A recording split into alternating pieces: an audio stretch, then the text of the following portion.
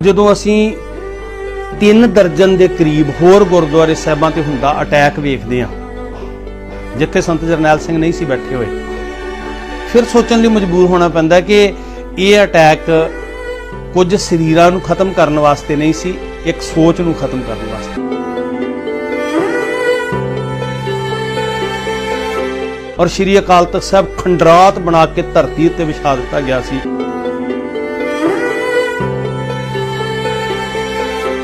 ਅਸੀਂ ਉਹਨਾਂ ਦੀ ਸ਼ਹਾਦਤ ਨੂੰ ਵੱਡਿਆਂ ਕਰਨ ਦਾ ਯਤਨ ਨਹੀਂ ਕਰ ਰਹੇ, ਅਸੀਂ ਆਪਣੀਆਂ ਬਲਗਣਾ 'ਚ ਕੈਦ ਕਰਕੇ ਰੱਬ ਵਿੱਚ ਅਭੇਦ ਹੋਈਆਂ ਗੁਰੂ ਦੇ ਚਰਨਾਂ 'ਚ ਸਮਾਈਆਂ ਹੋਈਆਂ ਉਹ ਸ਼ਹੀਦ ਰੂਹਾਂ ਨੂੰ ਅਸੀਂ ਧੜਿਆਂ ਦੇ ਸ਼ਹੀਦ ਬਣਾ ਰਹੇ ਹਾਂ।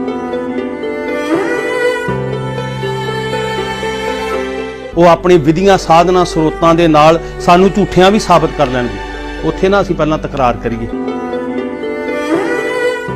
ਉਹ ਤੇ ਆਪਣਾ ਜੋ ਕੁਝ ਕਰ ਸਕਦਾ ਸੀ ਉਹ ਕਰ ਗਿਆ। ਨਾ ਉਹਨੂੰ ਹੁਣ ਲਾਲਸਾ ਵੀ ਤੁਸੀਂ ਉਹਦੀਆਂ ਫੋਟੋਆਂ ਲਾਓ, ਨਾ ਉਹਨਾਂ ਨੂੰ ਲਾਲਸਾ ਉਹਨਾਂ ਦੀ ਜਿੰਦਾਬਾਦ ਕਰੋ। ਮਹਾਨ ਨਲਾਇਕੀ ਤੇ ਗਦਾਰੀ ਹੋਏਗੀ ਉਹਨਾਂ ਸ਼ਹੀਦਾਂ ਦੇ ਨਾਲ ਜੇ ਅਸੀਂ ਉਸ ਫਸਲ ਨੂੰ ਨਹੀਂ ਸਾਂਭਦੇ।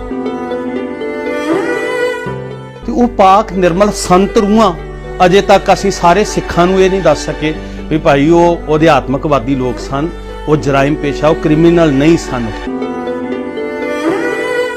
ਕਹਿੰਦਾ ਅੱਧੀ ਜੰਗ ਅਸੀਂ ਘਰ ਬੈਠੇ ਵਿਚਾਰ ਨਾਲ ਜਿੱਤ ਸਕਦੇ ਹਾਂ, ਹਥਿਆਰ ਚੁੱਕਣ ਦੀ ਲੋੜ ਨਹੀਂ। ਅਸੀਂ ਸੰਤ ਜਰਨੈਲ ਸਿੰਘ ਹੋਣਾ ਦੀ ਕਈ ਵਾਰੀ ਤਸਵੀਰ ਤੋਂ ਲੜਦੇ ਆ, ਸੰਤ ਜਰਨੈਲ ਸਿੰਘ ਦੀ ਸੋਚ ਤੋਂ ਕਿਉਂ ਨਹੀਂ ਲੜਦੇ? ਵਾਹਿਗੁਰੂ ਜੀ ਕਾ ਖਾਲਸਾ, ਵਾਹਿਗੁਰੂ ਜੀ ਕੀ ਫਤਿਹ।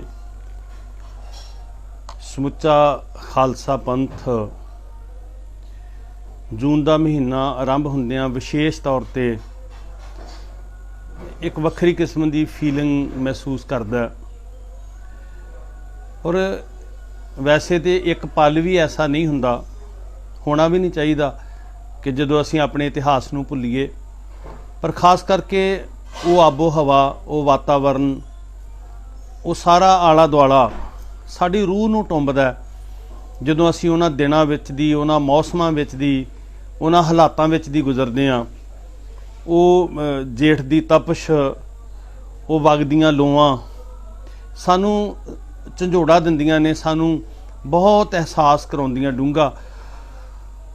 ਇਹ ਅਸਲ 'ਚ ਇਹਨਾਂ ਅਹਿਸਾਸਾਂ ਨਾਲ ਹੀ ਕੌਮਾਂ ਜਿਉਂਦੀਆਂ ਨੇ। ਜਦੋਂ ਅਸੀਂ ਆਪਣੇ ਇਤਿਹਾਸ ਨੂੰ ਵੇਖਦੇ ਹਾਂ, ਸਾਡੇ ਅੰਦਰ ਝਰਨਾਹਟ ਛਿੜਦੀ ਹੈ ਤੇ ਉਹੀ ਸਾਨੂੰ ਜਿਉਂਦੇ ਹੋਣ ਦਾ ਅਨੁਭਵ ਕਰਾਉਂਦੀ ਹੈ। ਸੋ ਖਾਸ ਕਰਕੇ ਇਹ ਜੂਨ ਦਾ ਮਹੀਨਾ ਜਿਹਦੇ ਵਿੱਚ ਧੰਨ ਗੁਰੂ ਅਰਜਨ ਸਾਹਿਬ ਸੱਚੇ ਪਾਤਸ਼ਾਹ ਮਹਾਰਾਜ ਦੀ ਸ਼ਹਾਦਤ ਨੂੰ ਸਿੱਖ ਯਾਦ ਕਰਦੇ, ਔਰ ਨਾਲ ਦੀ ਨਾਲ ਗੁਰੂ ਅਰਜਨ ਸਾਹਿਬ ਮਹਾਰਾਜ ਦੀ ਸ਼ਹਾਦਤ ਦੇ ਨਾਲ ਜੁੜਿਆ ਹੋਇਆ ਸਾਡੇ ਇਤਿਹਾਸ ਦਾ ਬਹੁਤ ਅਹਿਮ ਪਹਿਲੂ ਸ਼ਹੀਦਾਂ ਦੇ ਗੂੜੇ ਖੂਨ ਦੇ ਨਾਲ ਲਬਰੇਜ ਹੋਇਆ, ਰੱਤਿਆ ਹੋਇਆ ਇਹ ਪੰਨਾ ਜੂਨ 1984 ਦਾ ਸਿੱਖਾਂ ਤੇ ਵਾਪਰਿਆ ਹੋਇਆ ਭਾਰਤੀ ਸਰਕਾਰ ਦਾ ਘੱਲੂਘਾਰਾ। ਸੋ ਇਹ ਸਾਡੀ ਸੋਚ ਦਾ ਇੱਕ ਅਨਿੱਖੜਵਾਂ ਹਿੱਸਾ ਹੈ ਔਰ ਜ਼ਰੂਰੀ ਵੀ ਹੈ ਵੀ ਦੁਨੀਆ ਦੇ ਵਿੱਚ ਹਰ ਸਿੱਖ ਆਪਣਾ ਫਰਜ਼ ਸਮਝ ਕੇ ਆਪਣੇ ਬੱਚਿਆਂ ਨੂੰ ਇਸ ਇਤਿਹਾਸ ਤੋਂ ਜਾਣੂ ਕਰਵਾਵੇ ਅਤੇ ਸੰਸਾਰ ਨੂੰ ਵੀ ਆਪਣੇ ਹੱਡਾਂ ਤੇ ਬੀਤੀ ਹੋਈ ਜ਼ਰੂਰ ਦੱਸਣ ਦਾ ਯਤਨ ਕਰੇ ਤਾਂ ਕਿ ਡਾਢਿਆਂ ਦੇ ਕੀਤੇ ਹੋਏ ਕਾਰਨਾਮੇ ਉਹਨਾਂ ਤੋਂ ਸੰਸਾਰ ਵੀ ਜਾਣੂ ਹੋ ਸਕੇ, ਜਰਮਾਨਿਆਂ ਦੀਆਂ ਕੀਤੀਆਂ ਹੋਈਆਂ ਵਧੀਕੀਆਂ ਉਹਨਾਂ ਤੋਂ ਵਿਸ਼ਵ ਵੀ ਜਾਣੂ ਹੋ ਸਕੇ। ਸੋ ਪਹਿਲਾਂ ਗੱਲ ਅਸੀਂ ਧੰਨ ਗੁਰੂ ਅਰਜਨ ਸਾਹਿਬ ਸੱਚੇ ਪਾਤਸ਼ਾਹ ਹਜ਼ੂਰ ਦੀ ਸ਼ਹਾਦਤ ਦੀ ਕਰਦੇ ਹਾਂ। ਗੁਰੂ ਸਾਹਿਬ ਜੀ ਦੀ ਸ਼ਹਾਦਤ ਡੇਰਾ ਸਾਹਿਬ ਲਾਹੌਰ ਦੇ ਅੰਦਰ ਹੋਈ।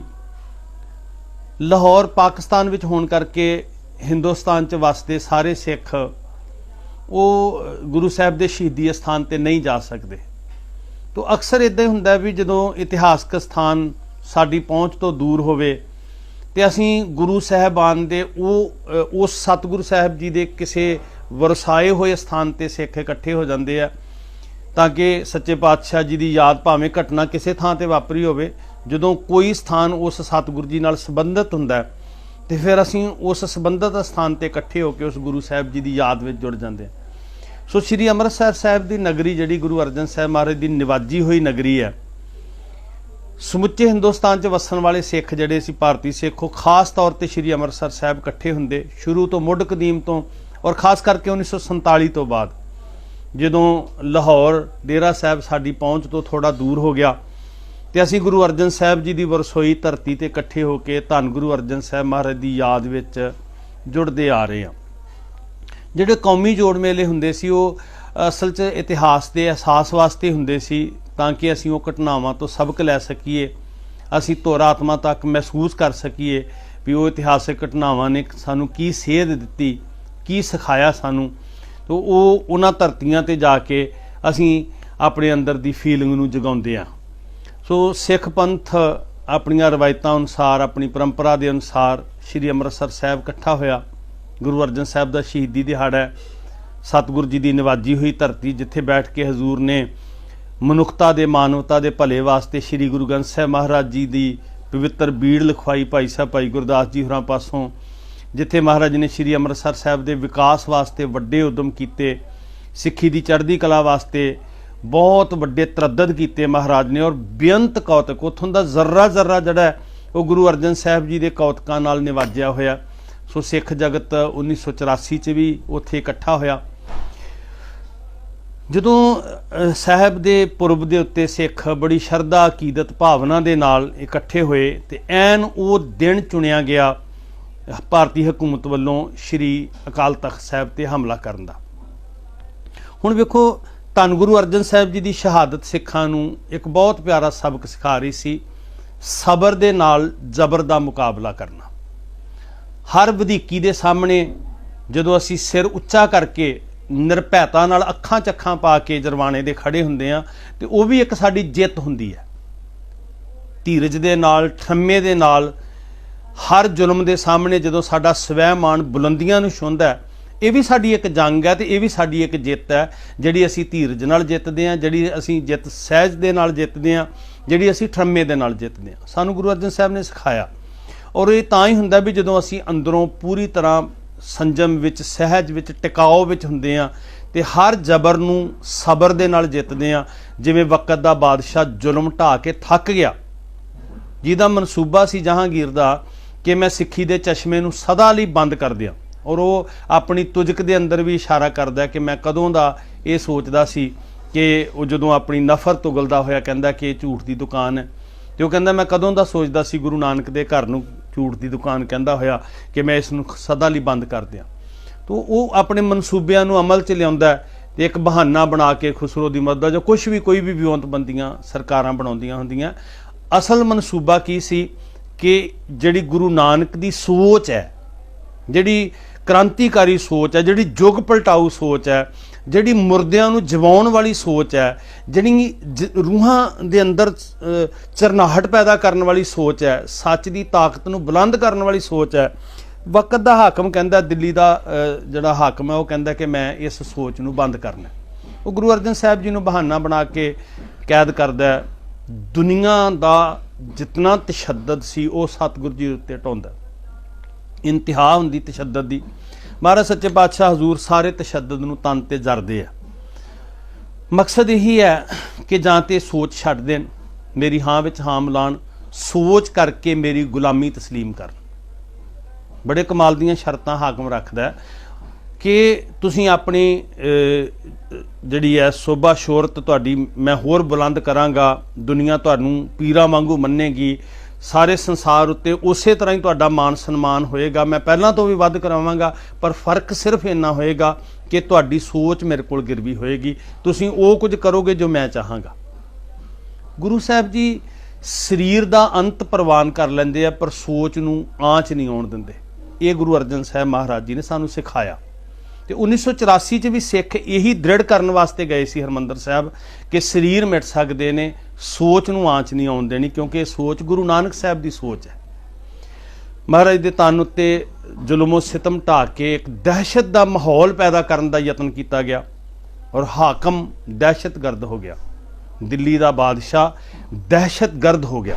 ਤੇ ਜਦੋਂ ਹਕੂਮਤਾਂ ਦਾ ਅੱਤਵਾਦ ਆਉਂਦਾ, ਜਦੋਂ ਹਕੂਮਤਾਂ ਦਹਿਸ਼ਤਗਰਦ ਹੁੰਦੀਆਂ, ਉਦੋਂ ਪ੍ਰਜਾ ਦਾ ਜਿਉਣਾ ਦੁੱਭਰ ਹੋ ਜਾਂਦਾ, ਕਿਉਂਕਿ ਜਿਹੜੀ ਤਾਕਤ ਨੇ ਪ੍ਰਜਾ ਦੇ ਹਿੱਤਾਂ 'ਚ ਖੜਨਾ, ਜਦੋਂ ਉਹੀ ਤਾਕਤ ਦਹਿਸ਼ਤਗਰਦ ਬਣ ਜਾਏਗੀ ਤੇ ਪ੍ਰਜਾ ਤਰਾ ਤਰਾ ਕਰ ਉੱਠਦੀ ਹੈ, ਗਿੜਗੜਾਉਣ ਲੱਗ ਪੈਂਦੀ ਹੈ, ਜ਼ਿੰਦਗੀ ਜਿਉਣੀ ਦੁੱਭਰ ਹੋ ਜਾਂਦੀ ਹੈ।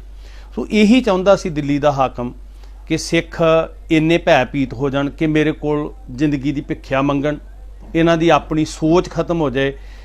वास्तव में गुरु नानक की सोच के चश्मे नूं वो बंद करना चाहुंदा है ते उन्हें जुल्म सितम ढा के एक दहशत का माहौल सिरजिया ते ये यकीनी बनाया अपने मन च कि हुण इन्ना जुल्म मैं सतगुर जी उत्ते कीता, शरीर इन्ना छलनी कीता महाराज दा, तवी ते बिठा के रेता पा के फिर छलनी होए शरीर नूं रावी दरिया च डबो के एडा तशद्दद कीता।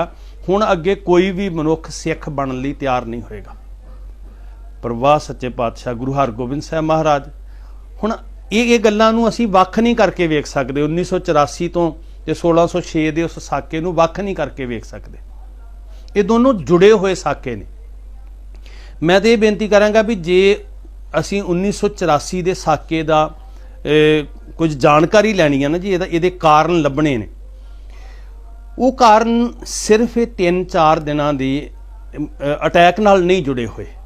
ये इतिहास सिर्फ ये 4 दिनां दा इतिहास नहीं है। ये इतिहास की आरंभता तो मैं इदां कह सकदा भी 1478 तो आरंभ करिए तो 1978 तक वेखण का यतन करिए, फिर सानू पता लगेगा कि हरमंदर साहब उत्ते होए अटैक का, अकाल तख्त साहब उत्ते होए हमले का कारण की है। सो तां मैं अर्ज कर रहा कि 1984 ते 1606 नूं वख करके नहीं वेख्या जा सकता। हाकम की दहशत है, वो सिखां की सोच नूं गुलाम करना चाहता है। वो गुरु नानक दे इस पवित्र चश्मे नूं, रूहानी चश्मे नूं सदा लई बंद करना चाहता है। उहदे नाल मुतस्सबी सोच वाले लोग ने, उहदे नाल कट्टड़वादी विपरवादी सोच दे भी लोग ने, बीरबल वर्गियां हस्तियां भी उहदे नाल, मुर्तजा खां वर्गियां हस्तियां भी नाल ने जिहड़ियां मुतस्सब दियां भरियां होईयां जहांगीर दे। सो मनसूबा ये सी भी हुण कोई सिख नहीं बनेगा। पर गुरु हरगोबिंद साहब महाराज ने सच्ची अगवाई दी सिखां नूं।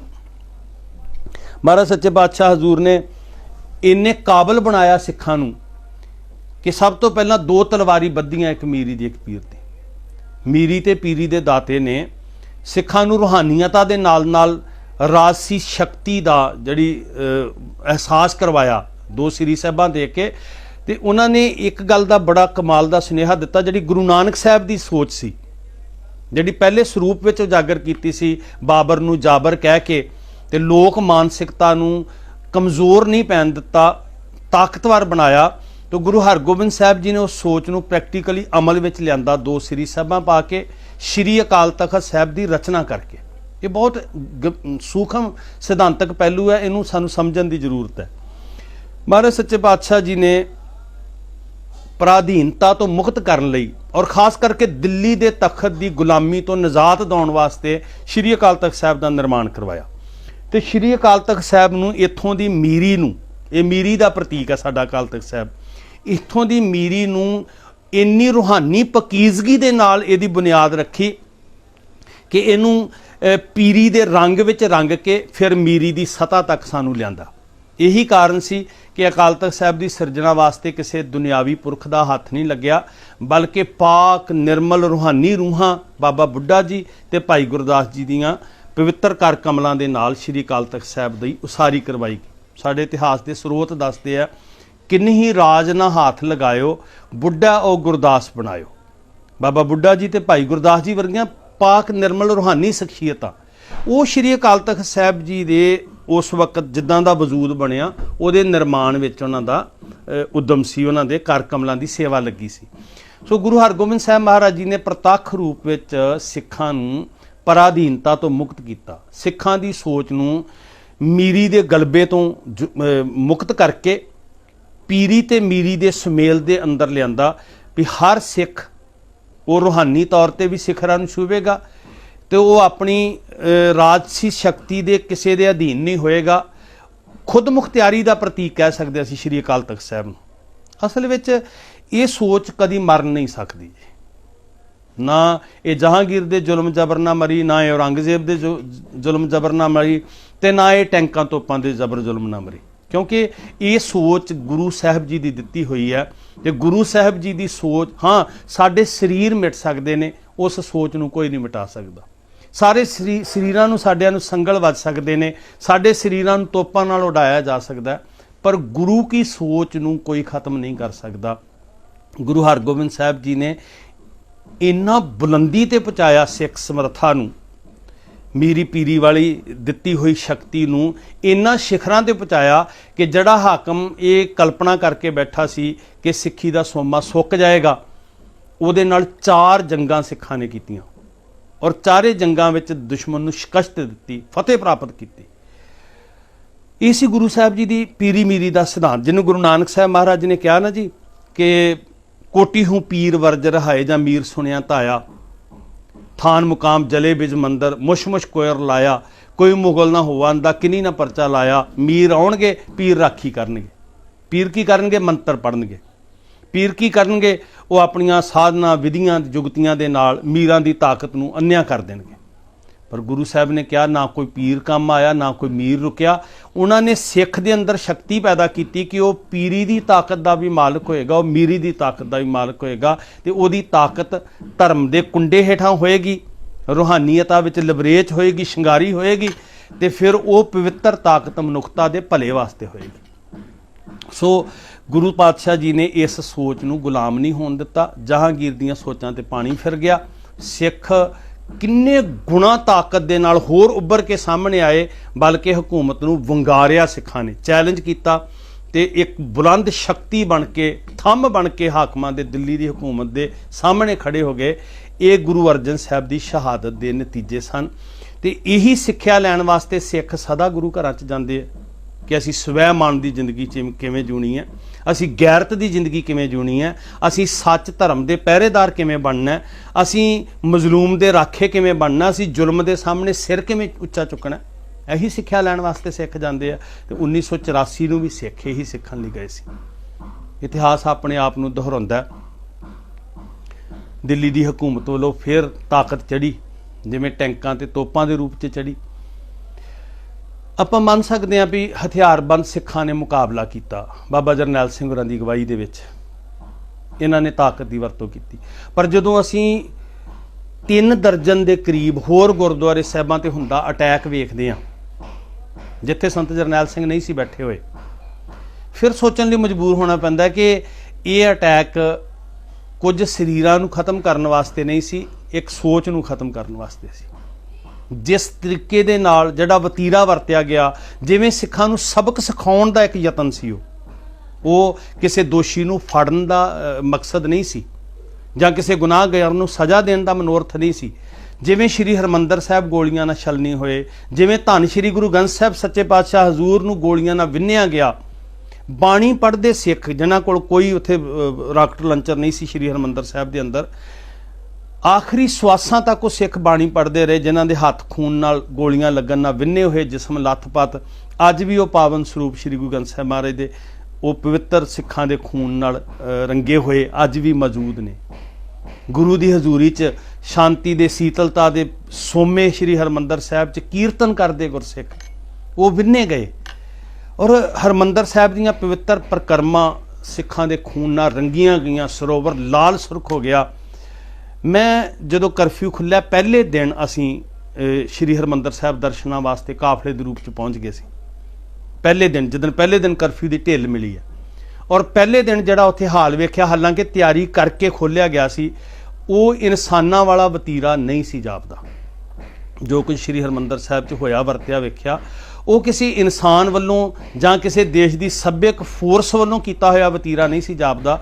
ਉਹ ਸ਼ੈਤਾਨੀ ਦਰਿੰਦਗੀ ਦਾ ਨਾਚ ਨਜ਼ਰ ਆਉਂਦਾ ਸੀ।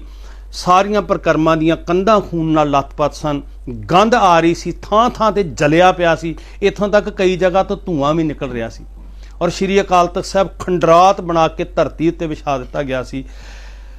ਜਿਹੜਾ ਗੁਮੰਦ ਸਿੱਖਾਂ ਦੀ ਸ਼ਾਨ ਦਾ ਪ੍ਰਤੀਕ ਸੀ, ਉਸ ਸ਼ਾਨ ਨੂੰ ਡੇਗਣ ਦਾ ਯਤਨ ਕੀਤਾ ਗਿਆ। ਧੰਨ ਉਹ ਸੂਰਮੇ ਜਿਹੜੇ ਕਥਨੀ ਤੇ ਕਰਨੀ ਦੇ ਪੂਰੇ ਬਾਬਾ ਜਰਨੈਲ ਸਿੰਘ ਦੀ ਅਗਵਾਈ 'ਚ, ਜਿਨ੍ਹਾਂ ਨੇ ਕਿਹਾ ਕਿ ਅਸੀਂ ਕੌਮ ਦੀ ਪੱਤ ਰੱਖਣ ਵਾਸਤੇ, ਇਸ ਪੱਗ ਨੂੰ ਉੱਚਾ ਚੁੱਕਣ ਵਾਸਤੇ, ਇਸ ਸ਼ਾਨ ਨੂੰ ਸਲਾਮਤ ਰੱਖਣ ਲਈ ਅਸੀਂ ਆਪਣੇ ਆਖਰੀ ਸਾਹ ਤੱਕ ਲਾ ਦਿਆਂਗੇ। ਇਹੀ ਉਹਨਾਂ ਦੀ ਸਭ ਤੋਂ ਵੱਡੀ ਵੱਡਪਨਤਾ ਹੈ ਕਿ ਉਹਨਾਂ ਨੇ ਜੋ ਕਥਨ ਕੀਤਾ ਉਹ ਉਹਨਾਂ ਨੇ ਕਮਾਇਆ, ਜੋ ਉਹ ਕਹਿੰਦੇ ਸਨ ਉਹ ਉਹਨਾਂ ਨੇ ਕਰਕੇ ਦੱਸਿਆ। 1984 ਵਾਪਰਦਾ। ਹੁਣ ਅਗਲੀ ਗੱਲ ਜਿਹੜੀ ਆ ਉਹ ਬੜੀ ਜ਼ਰੂਰੀ ਹੈ। ਇਨ ਬਿਨ ਉਸੇ ਤਰ੍ਹਾਂ ਗੁਰੂ ਸਾਹਿਬ ਜੀ ਨੂੰ ਸ਼ਹੀਦ ਕੀਤਾ, ਗੋਲੀਆਂ ਲੱਗੀਆਂ, ਜਿਵੇਂ ਜਹਾਂਗੀਰ ਦੇ ਵੇਲੇ ਗੁਰੂ ਅਰਜਨ ਸਾਹਿਬ ਜੀ ਨੂੰ ਸ਼ਹੀਦ ਕੀਤਾ। ਉਸੇ ਤਰ੍ਹਾਂ ਸਾੜਿਆ ਗਿਆ ਗੁਰਸਥਾਨਾਂ ਨੂੰ, ਜਿਵੇਂ ਗੁਰੂ ਸਾਹਿਬ ਦੇ ਜਿਸਮ ਨੂੰ ਸਾੜਿਆ ਗਿਆ ਸੀ। ਪਰ ਉਹਦੇ ਤੋਂ ਅੱਗੇ ਹੁਣ ਸਾਡਾ ਅੱਗੇ ਸਿਲਸਿਲਾ ਸ਼ੁਰੂ ਹੁੰਦਾ। ਇਹ ਸੀ ਹਕੂਮਤਾਂ ਦਾ ਕਰਮ, ਠੀਕ ਆ, ਉਹਨਾਂ ਨੇ ਕੀਤਾ। ਕੋਈ ਵੀ ਹਰ ਹਕੂਮਤ ਆਪਣੇ ਆਪ ਨੂੰ ਬਰੀ ਕਰਨ ਵਾਸਤੇ ਉਹ ਸਾਰੇ ਬਹਾਨੇ ਬਣਾ ਕੇ ਪਹਿਲਾਂ ਰੱਖਦੀ ਹੈ ਵੀ ਇਹ ਕੀ ਕਰਦੇ ਸਨ, ਕਿਸ ਦੋਸ਼ ਦੇ ਬਦਲੇ। ਸਾਰੇ ਦੋਸ਼ ਆਇਦ ਕੀਤੇ ਜਾਂਦੇ ਹੁੰਦੇ ਆ, ਕੋਈ ਇਹਦੇ 'ਚ ਅਤਕਥਨੀ ਨਹੀਂ ਹੈ।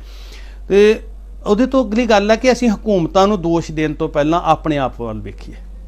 ਮੈਂ ਦੁਨੀਆ ਭਰ ਦੇ ਸਿੱਖਾਂ ਨੂੰ ਬੇਨਤੀ ਕਰਦਾ, ਖਾਸ ਕਰਕੇ ਅਕਾਲ ਚੈਨਲ ਦੇ ਮਾਧਿਅਮ ਦੇ ਨਾਲ, ਸਿੱਖ ਕੌਮ ਦੀ ਆਵਾਜ਼ ਬਣ ਕੇ ਜੋ ਚੈਨਲ ਸੰਸਾਰ ਭਰ ਵਿੱਚ ਸਿੱਖਾਂ ਦੀਆਂ ਚੀਸਾਂ ਨੂੰ, ਸਿੱਖਾਂ ਦੀ ਪੀੜਾ ਨੂੰ ਪਹੁੰਚਾ ਰਿਹਾ, ਮੈਂ ਧੰਨਵਾਦੀ ਹਾਂ ਵੀਰਾਂ ਦਾ। ਤੋ ਮੈਂ ਤੁਹਾਡੇ ਜ਼ਰੀਏ ਨਾਲ ਇਹ ਬੇਨਤੀ ਕਰਨੀ ਚਾਹੁੰਦਾ ਕਿ ਫਿਰ ਮੇਰੀ ਅਰਜ਼ ਹੈ, ਹਕੂਮਤਾਂ ਨੂੰ ਦੋਸ਼ੀ ਗਰਦਾਨਣ ਤੋਂ ਪਹਿਲਾਂ ਅਸੀਂ ਆਪਣੇ ਆਪ ਵੱਲ ਵੇਖੀਏ ਕਿ ਕਿਤੇ ਅਸੀਂ ਦੋਸ਼ੀ ਹਾਂ, ਕਿਉਂਕਿ ਹਕੂਮਤਾਂ ਨੇ ਆਪਣੇ ਆਪ ਨੂੰ ਬਰੀ ਕਰਨ ਵਾਸਤੇ ਬਹੁਤ ਕੁਝ ਕੀਤਾ ਹੋਇਆ।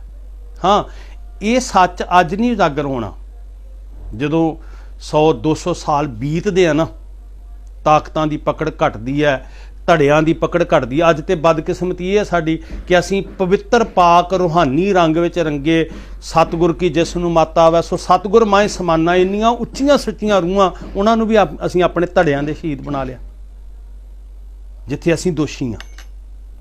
ਅਸੀਂ ਉਹਨਾਂ ਦੀ ਸ਼ਹਾਦਤ ਨੂੰ ਵੱਡਿਆਂ ਕਰਨ ਦਾ ਯਤਨ ਨਹੀਂ ਕਰ ਰਹੇ, ਅਸੀਂ ਆਪਣੀਆਂ ਵਲਗਣਾਂ 'ਚ ਕੈਦ ਕਰਕੇ ਰੱਬ ਵਿੱਚ ਅਭੇਦ ਹੋਈਆਂ, ਗੁਰੂ ਦੇ ਚਰਨਾਂ 'ਚ ਸਮਾਈਆਂ ਹੋਈਆਂ ਉਹ ਸ਼ਹੀਦ ਰੂਹਾਂ ਨੂੰ ਅਸੀਂ ਧੜਿਆਂ ਦੇ ਸ਼ਹੀਦ ਬਣਾ ਰਹੇ ਹਾਂ। ਹਕੂਮਤਾਂ ਨਹੀਂ ਇਕੱਲੀਆਂ ਦੋਸ਼ੀ, ਉਹ ਆਪਣੇ ਆਪ ਨੂੰ ਬਰੀ ਕਰ ਲੈਣਗੇ, ਉਹਨਾਂ ਕੋਲ ਬਹੁਤ ਬਹਾਨੇ ਨੇ। ਉਹ ਆਪਣੀ ਵਿਧੀਆਂ ਸਾਧਨਾਂ ਸਰੋਤਾਂ ਦੇ ਨਾਲ ਸਾਨੂੰ ਝੂਠਿਆਂ ਵੀ ਸਾਬਤ ਕਰ ਲੈਣਗੇ। ਉੱਥੇ ਨਾ ਅਸੀਂ ਪਹਿਲਾਂ ਤਕਰਾਰ ਕਰੀਏ, ਪਹਿਲਾਂ ਅਸੀਂ ਆਪਣੇ ਗਿਰੇਵਾਨ 'ਚ ਝਾਤੀ ਮਾਰੀਏ, ਅਸੀਂ ਕਿੰਨਾ ਕੁ ਨਿਆਂ ਕਰ ਰਹੇ ਹਾਂ ਜੀ। ਗੁਰੂ ਅਰਜਨ ਸਾਹਿਬ ਦੀ ਸ਼ਹਾਦਤ ਇਸੇ ਲਈ ਸੀ ਕਿ ਇਸ ਸੋਚ ਨੂੰ ਖਤਮ ਕਰਨਾ।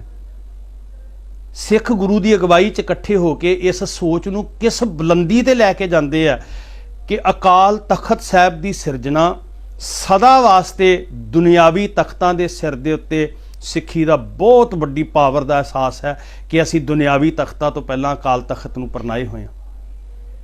ਮਤਲਬ ਇੱਕ ਕੇਂਦਰੀਕਰਨ, ਸਿੱਖੀ ਦਾ ਇੱਕ ਕੇਂਦਰੀਕਰਨ, ਤਾਕਤ ਦਾ ਕੇਂਦਰੀਕਰਨ ਗੁਰੂ ਦੀ ਅਗਵਾਈ 'ਚ ਸਿੱਖਾਂ ਨੇ ਕੀਤਾ। ਭਾਈ ਸਾਹਿਬ ਭਾਈ ਗੁਰਦਾਸ ਜੀ ਵਰਗੇ ਸੁਜੱਗ ਸਿੱਖ, ਬਾਬਾ ਬੁੱਢਾ ਜੀ ਵਰਗੇ ਸੁਜੱਗ ਸਿੱਖ, ਅਸੀਂ ਸਿੱਖ ਤਾਕਤ ਦਾ ਕੇਂਦਰੀਕਰਨ ਕੀਤਾ। ਪੈਟਰਨ ਉਹੀ ਹੈ, ਸਾਰਾ ਕੁਝ ਵਰਤਿਆ ਉੱਦਾਂ ਹੀ ਹੈ, ਸਾਰਾ ਕੁਝ ਹਾਕਮਾਂ ਦਾ ਜ਼ੁਲਮ ਉਸੇ ਤਰ੍ਹਾਂ ਦਾ ਹੀ ਹੈ, ਸਾਰਾ ਕੁਝ। ਪਰ ਜਦੋਂ ਅਸੀਂ ਪਿਛੋਕੜ ਵੇਖਦੇ ਹਾਂ, ਉਹਦੇ ਰਿਜ਼ਲਟ ਬੜੇ ਕਾਰਗਰ ਨੇ। ਉਹ ਬੀਜ ਦੇ ਵਿੱਚੋਂ ਫਸਲ ਬੜੀ ਸੋਹਣੀ ਉਗਦੀ ਹੈ, ਕਿਉਂਕਿ ਸ਼ਹੀਦ ਇੱਕ ਬੀਜ ਹੈ। ਜਿਵੇਂ ਇੱਕ ਬੀਜ ਆਪਣੇ ਆਪ ਨੂੰ ਫਨਾਹ ਕਰ ਜਾਂਦਾ, ਮਿਲ ਜਾਂਦਾ ਮਿੱਟੀ 'ਚ, ਜਜ਼ਬ ਹੋ ਜਾਂਦਾ, ਉਹ ਤੇ ਆਪਣਾ ਜੋ ਕੁਝ ਕਰ ਸਕਦਾ ਸੀ ਉਹ ਕਰ ਗਿਆ। ਨਾ ਉਹਨੂੰ ਹੁਣ ਲਾਲਸਾ ਹੈ ਵੀ ਤੁਸੀਂ ਉਹਦੀਆਂ ਫੋਟੋਆਂ ਲਾਓ, ਨਾ ਉਹਨਾਂ ਨੂੰ ਲਾਲਸਾ ਉਹਨਾਂ ਦੀ ਜਿੰਦਾਬਾਦ ਕਰੋ। ਉਹਨਾਂ ਨੇ ਜੇ ਕੁਝ ਦੇਖਣਾ ਹੁੰਦਾ, ਮੰਨਣਾ ਹੁੰਦਾ, ਤੇ ਉਹ ਆਪਣੀਆਂ ਜਾਨਾਂ ਬਚਾਉਂਦੇ। ਬੜੇ ਲੋਕ ਆਏ ਸੀ ਹੱਥ ਖੜੇ ਕਰਕੇ ਬਾਹਰ, ਪਰ ਧੰਨ ਉਹ ਸ਼ਹੀਦ ਸਾਰੇ ਦੇ ਸਾਰੇ, ਮੈਂ ਕੱਲਿਆਂ ਦੇ ਨਾਂ ਨਾ ਲਵਾਂ, ਸ਼ਹੀਦ ਤੇ ਆਪਣਾ ਸਾਰਾ ਕੁਝ ਫਨਾਹ ਕਰ ਗਿਆ ਇੱਕ ਬੀਜ ਵਾਂਗ। ਅੱਗੇ ਜਿਹੜੇ ਖੇਤ ਦੇ ਵਾਰਸ ਹੁੰਦੇ ਆ, ਧਰਮ ਉਹਨਾਂ ਦਾ ਬਣਦਾ ਉਸ ਫਸਲ ਨੂੰ ਸਾਂਭਣਾ। ਮਹਾਂ ਨਲਾਇਕੀ ਤੇ ਗਦਾਰੀ ਹੋਏਗੀ ਉਹਨਾਂ ਸ਼ਹੀਦਾਂ ਦੇ ਨਾਲ ਜੇ ਅਸੀਂ ਉਸ ਫਸਲ ਨੂੰ ਨਹੀਂ ਸਾਂਭਦੇ। ਜਿਵੇਂ ਬੀਜ ਤੋਂ ਬਣੀ ਫਸਲ ਨੂੰ ਮਾਲਕ ਨੇ, ਵਾਰਸ ਨੇ ਸਾਂਭਣਾ ਹੁੰਦਾ। ਹੁਣ ਇੱਥੇ ਅਸੀਂ ਦੋਸ਼ੀ ਮਹਿਸੂਸ ਹੁੰਦੇ ਹਾਂ। ਕੰਪੈਰੀਜ਼ਨ ਕਰੀਏ, ਗੁਰੂ ਅਰਜਨ ਸਾਹਿਬ ਮਹਾਰਾਜ ਸ਼ਹਾਦਤ ਤੋਂ ਬਾਅਦ ਸਿੱਖ ਸ਼ਕਤੀ ਸੰਗਠਿਤ ਹੁੰਦੀ ਹੈ, ਤਖਤ ਦੀ ਤਾਬਿਆ ਦੇ ਉੱਤੇ, ਅਧੀਨਗੀ ਦੇ ਵਿੱਚ, ਜ਼ਾਲਮ ਦੇ ਨਾਲ ਯੁੱਧ ਹੁੰਦੇ। ਮੈਂ ਇਹ ਨਹੀਂ ਕਹਿੰਦਾ ਵੀ ਅਸੀਂ ਸਾਰਿਆਂ ਨੇ ਹਥਿਆਰ ਚੁੱਕ ਕੇ ਲੜਨਾ, ਪਰ ਪਹਿਲਾਂ ਉਸ ਸੋਚ ਨੂੰ ਤੇ ਆਪਣੇ ਅੰਦਰ ਜਿੰਦਾ ਰੱਖੀਏ। ਅਸੀਂ ਤੇ ਇੰਨੇ ਉਲਝ ਗਏ ਨਾ ਜੀ, ਆਪਣੀ ਡਫਲੀ ਵਜਾਉਂਦੇ, ਮੈਂ ਮਾਫੀ ਮੰਗ ਕੇ ਕਹਿੰਦਾ, ਮਹਾ ਦੋਸ਼ੀ ਗਿਣੇ ਜਾਵਾਂਗੇ। ਇੰਨੇ ਉਲਝ ਗਏ ਕਿ ਦੁਨੀਆ ਨੂੰ ਇਹ ਦੱਸਣਾ ਸਾਡਾ ਧਰਮ ਸੀ ਕਿ ਜਿਹੜੇ ਅੰਦਰ ਲੜ ਕੇ ਸ਼ਹੀਦ ਹੋਣ ਵਾਲੇ ਸੀ ਉਹ ਕ੍ਰਿਮੀਨਲ ਨਹੀਂ ਸਨ, ਉਹ ਬਾਣੀ ਪੜ੍ਹਨ ਵਾਲੇ, ਨਾਮ ਰੱਤੇ, ਰੂਹਾਨੀ ਅਜ਼ਮਤਾਂ ਦੇ ਮਾਲਕ ਗੁਰਸਿੱਖ ਸਨ। ਉਹ ਅੱਜ ਤੁਸੀਂ ਦੁਨੀਆ ਦੇ ਕਿਸੇ ਕੋਨੇ 'ਚ ਜਾ ਕੇ ਪੁੱਛੋ, ਨਿੱਕੇ ਜਿਹੇ ਬੱਚੇ ਨੂੰ ਗਲੀ 'ਚ ਪੁੱਛੋ ਹਿਟਲਰ ਕੌਣ ਸੀ, ਤੇ ਲੋਕੀ ਕਹਿਣਗੇ, ਉਹ ਬੱਚਾ ਵੀ ਕਹੇਗਾ ਕਿ ਜਿਹੜਾ ਅਨਪੜ੍ਹ ਬੱਚਾ ਪੰਜਾਬ ਦੇ ਕਿਸੇ ਪਿੰਡ 'ਚ ਹੈ ਨਾ, ਉਹ ਕਹੇਗਾ ਹਿਟਲਰ ਬੜਾ ਜ਼ਾਲਮ ਸੀ, ਡਿਕਟੇਟਰਸ਼ਿਪ ਸੀ। ਕਿੱਦਾਂ ਪਤਾ ਲੱਗਾ? ਯਹੂਦੀਆਂ ਨੇ ਦੱਸਿਆ ਕਿ ਅਸੀਂ ਠੀਕ ਸੀ, ਹਿਟਲਰ ਗਲਤ ਸੀ। ਤੇ ਉਹ ਪਾਕ ਨਿਰਮਲ ਸੰਤ ਰੂਹਾਂ ਅਜੇ ਤੱਕ ਅਸੀਂ ਸਾਰੇ ਸਿੱਖਾਂ ਨੂੰ ਇਹ ਨਹੀਂ ਦੱਸ ਸਕੇ ਵੀ ਭਾਈ ਉਹ ਅਧਿਆਤਮਕਵਾਦੀ ਲੋਕ ਸਨ, ਉਹ ਜਰਾਇਮ ਪੇਸ਼ਾ, ਉਹ ਕ੍ਰਿਮੀਨਲ ਨਹੀਂ ਸਨ। ਪਰ ਸ਼ਸਤਰ ਚੁੱਕਣਾ ਹੁਣ ਇਹ ਗੁਰੂ ਨੇ ਸਾਨੂੰ ਸਿਧਾਂਤ ਦਿੱਤਾ ਹੈ। ਚੁੰਕਾਰ ਅਜ਼ਮਾ ਹੀਲਤੇ ਦਰ ਗੁਜਿਸ਼ਤ ਹਲਾਲ ਅਸਤ ਬੁਰਦਨ ਬਾ ਸ਼ਮਸ਼ੀਰ ਦਸਤ। ਜਦੋਂ ਹੀਲੇ ਪੈਰ ਪੈਰ ਤੇ ਨਿਆਂ ਸਾਡੇ ਨਾਲ ਹੁੰਦਾ ਆ। ਕਦੀ ਸਰਦਾਰ ਕਪੂਰ ਸਿੰਘ ਜੀ ਦੀ ਸਾਚੀ ਸਾਖੀ ਪੜ੍ਹ ਕੇ ਵੇਖੋ, ਪੰਜਾਬੀ ਸੂਬੇ ਦਾ ਵਿਰੋਧ ਹੋਣ ਲੱਗ ਪਿਆ, ਪੰਜਾਬੀ ਜ਼ਬਾਨ ਦਾ ਵਿਰੋਧ ਹੋਣ ਲੱਗ ਪਿਆ, ਪੰਜਾਬੀ ਪਾਣੀ ਲੁੱਟੇ ਗਏ। ਔਰ ਛੁੱਟੀ ਵਾਲੇ ਦਿਨ ਉਸ ਸਿੱਖ ਨੂੰ ਸਿਰਫ ਇਸ ਲਈ ਨੌਕਰੀ ਤੋਂ ਕੱਢਿਆ ਜਾਂਦਾ ਹੈ, ਅੱਧੀ ਰਾਤ ਨੂੰ ਛੁੱਟੀ ਵਾਲੇ ਦਿਨ, ਕਿ ਉਹ ਸਿੱਖੀ ਦੀ ਪੱਖ ਦੀ ਗੱਲ ਕਿਉਂ ਕਰਦਾ। ਐਡਾ ਸਿੱਖਾਂ ਦਾ ਦਿਮਾਗ ਲਾਇਕ ਡੀਸੀ, ਇਸ ਤਰ੍ਹਾਂ ਕਿਸੇ ਡੀਸੀ ਨੂੰ ਕੱਢਿਆ ਜਾਂਦਾ।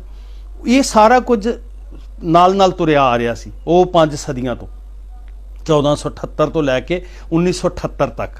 ਕਾਰਨ ਬੜੇ ਗਹਿਰੇ ਆ, ਕਿਉਂਕਿ 1478 ਲਗਭਗ 8-9 ਵਰਿਆਂ ਦੀ ਉਮਰ 'ਚ ਗੁਰੂ ਨਾਨਕ ਸਾਹਿਬ ਜੀ ਨੇ ਇੱਕ ਸੋਚ ਦਿੱਤੀ ਸੀ ਕਿ ਜਿਹੜੀ ਸੋਚ ਧਰਮ ਨੂੰ ਵੰਡੀਆਂ 'ਚ ਪਾਉਂਦੀ ਹੈ, ਊਚ ਨੀਚ, ਜਾਤ ਪਾਤ, ਭਿੰਨ ਭੇਦ, ਆ ਸ਼ੂਦਰ ਹੈ, ਆ ਉੱਚੀ ਜਾਤ ਦਾ, ਨੀਵੀਂ ਜਾਤ ਦਾ, ਮੈਂ ਉਸ ਧਰਮ 'ਚ ਦਾਖਲ ਨਹੀਂ ਹੋਵਾਂਗਾ, ਮੈਨੂੰ ਇਸ ਜੰਜੂ ਦੀ ਜ਼ਰੂਰਤ ਨਹੀਂ।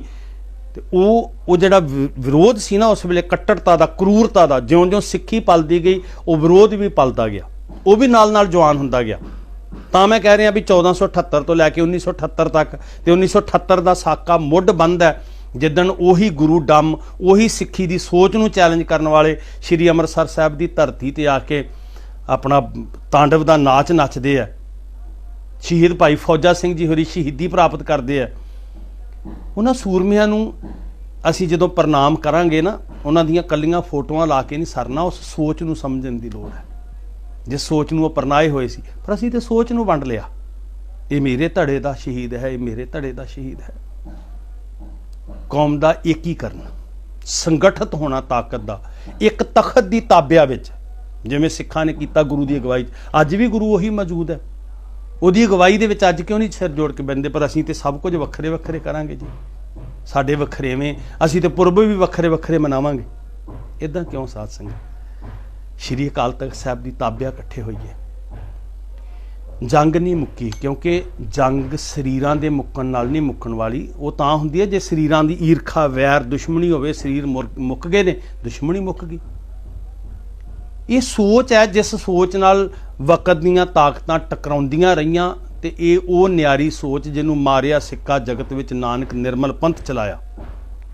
ਇਹ ਉਹ ਤੀਸਰ ਪੰਥ ਰਚਾਇਓ ਬੜ ਸੂਰਗ ਹਿੱਲਾ। ਉਹ ਨਾ ਨਿਆਰੀ ਸੋਚ ਮੁੱਕਣੀ ਹੈ ਤੇ ਨਾ ਇਹ ਤਕਰਾਰ ਮੁੱਕਣਾ, ਜਿਹੜੇ ਮੁਤੱਸਬੀ ਲੋਕ ਇਹ ਸੋਚ ਦਾ ਵਿਰੋਧ ਕਰਦੇ ਆ। ਸੋ ਅੱਜ ਸਾਨੂੰ ਜਿਹੜੀ ਸਾਡੀ ਸਭ ਤੋਂ ਪਹਿਲੀ ਲੋੜ ਹੈ, ਮੈਂ ਕਹਿੰਦਾ ਅੱਧੀ ਜੰਗ ਅਸੀਂ ਘਰ ਬੈਠੇ ਵਿਚਾਰ ਨਾਲ ਜਿੱਤ ਸਕਦੇ ਹਾਂ, ਹਥਿਆਰ ਚੁੱਕਣ ਦੀ ਲੋੜ ਨਹੀਂ। ਕਿ ਅਸੀਂ ਗੁਰੂ ਦੇ ਸਿਧਾਂਤ ਨੂੰ ਅੱਧੀ ਕੀ ਸੰਪੂਰਨ ਤੌਰ ਤੇ ਆਪਣੇ ਘਰ ਤੋਂ ਲਾਗੂ ਕਰੀਏ। ਅਸੀਂ ਜਾਤ ਪਾਤ ਦਾ ਵਿਰੋਧ ਕਰਦੇ ਹਾਂ, ਅਸੀਂ ਹਰ ਸਿੱਖ ਨੂੰ ਗਲ ਨਾ ਲਾਵਾਂਗੇ, ਅਸੀਂ ਧੜੇ ਖਤਮ ਕਰਦੇ ਹਾਂ, ਅਸੀਂ ਆਪਸੀ ਹੰਕਾਰ ਖਤਮ ਕਰਦੇ ਹਾਂ। ਪਹਿਲਾ ਸਟੈਪ ਪੁੱਟਿਓ, ਫਤਿਹ ਤੁਹਾਡੇ ਝੋਲੀ 'ਚ ਪਵੇਗੀ। ਅਗਲੇ ਵਾਰ ਕਰ ਰਹੇ ਨੇ ਸਾਨੂੰ ਵੰਡ ਵੰਡ ਕੇ, ਔਰ ਕਿੰਨਿਆਂ ਨਾਵਾਂ ਤੇ ਵੰਡੇ ਗਏ ਅਸੀਂ, ਕਿੰਨੀਆਂ ਥਾਵਾਂ ਦੇ ਨਾਂ ਦੇ ਉੱਤੇ ਵੰਡੀਆਂ। ਇਹ ਮੇਰੇ ਇਲਾਕੇ ਦੀ, ਇਹ ਮੇਰੇ ਸ਼ਹਿਰ ਦੀ, ਨਾਵਾਂ ਦੇ ਨਾਂ ਦੇ ਉੱਤੇ ਵੰਡੀਆਂ, ਧੜਿਆਂ ਦੇ।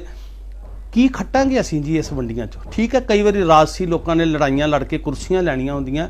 ਧਰਮ ਦੀਆਂ ਕਾਹਦੀਆਂ ਵੰਡੀਆਂ ਜੀ? ਜਿਨ੍ਹਾਂ ਦਾ ਘਰ ਇੱਕ ਹੈ, ਸ਼੍ਰੀ ਅਨੰਦਪੁਰ ਸਾਹਿਬ, ਜਿਨ੍ਹਾਂ ਦਾ ਪਿਤਾ ਇੱਕ ਹੈ ਗੁਰੂ ਗੋਬਿੰਦ ਸਿੰਘ ਮਹਾਰਾਜ, ਜਿਨ੍ਹਾਂ ਦੀ ਮਾਂ ਇੱਕ ਹੈ ਮਾਤਾ ਸਾਹਿਬ ਕੌਰ, ਜਿਨ੍ਹਾਂ ਦਾ ਗ੍ਰੰਥ ਇੱਕ ਹੈ, ਜਿਨ੍ਹਾਂ ਕੋਲ ਨਿਸ਼ਾਨ ਸਾਹਿਬ ਇੱਕ ਹੈ, ਉਹਨਾਂ ਕੋਲ ਕਾਹਦੀਆਂ ਵੰਡੀਆਂ ਜੀ? ਕਿਸ ਗੱਲ ਦੀਆਂ ਸਾਡੀਆਂ ਵੰਡੀਆਂ ਨੇ? ਸੋ ਅਸੀਂ ਯਤਨਸ਼ੀਲ ਹੋਈਏ ਸਾਧ ਸੰਗਤ। ਸਭ ਤੋਂ ਪਹਿਲਾਂ ਆਪਨੜੇ ਗਿਰਵਾਨ 'ਚ ਸਿਰ ਨੀਵਾਂ ਕਰਕੇ ਵੇਖੀਏ। ਤੁਸੀਂ ਸ਼ਹੀਦੀਆਂ ਦੇ ਰਿਜ਼ਲਟ ਵੇਖੋ, ਗੁਰੂ ਅਰਜਨ ਸਾਹਿਬ ਦੀ ਸ਼ਹਾਦਤ ਦੇ ਰਿਜ਼ਲਟ, ਕੌਮ ਦਾ ਸੰਗਠਿਤ ਹੋਣਾ, ਜ਼ਾਲਮ ਨੂੰ ਵੰਗਾਰਨਾ, ਪਰਵਾਹ ਤੋਂ ਮੁਕਤ ਹੋ ਜਾਣਾ। ਪਰਵਾਹ ਨਾ ਹੀ ਕਿਸੇ ਕੇ ਬਾਤ ਸੱਚਾ ਨਾ। ਉਹਦੇ ਤੋਂ ਅੱਗੇ ਚੱਲਦੇ ਹਾਂ ਅਸੀਂ, ਗੁਰੂ ਤੇਗ ਬਹਾਦਰ ਮਹਾਰਾਜ ਦੀ ਸ਼ਹਾਦਤ, ਰਿਜ਼ਲਟ ਵੇਖੋ। ਖਾਲਸਾ ਪੰਥ ਦੇ ਰੂਪ ਵਿੱਚ ਪ੍ਰਗਟ ਹੋਣਾ, ਸਿਰ ਤਲੀ ਤੇ ਰੱਖ ਕੇ ਗੁਰੂ ਨੂੰ ਆਪਾ ਭੇਟ ਕਰ ਦੇਣਾ।